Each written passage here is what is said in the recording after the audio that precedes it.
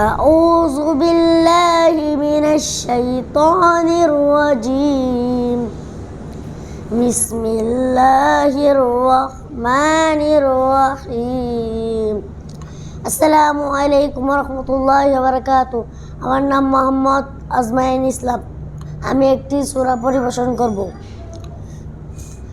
বিসমিল্লাহির রহমানির রহিম।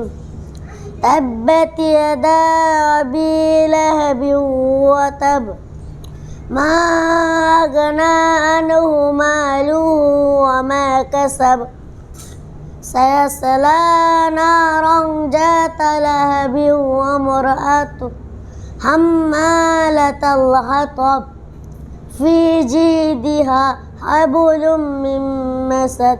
السلام عليكم ورحمة الله وبركاته.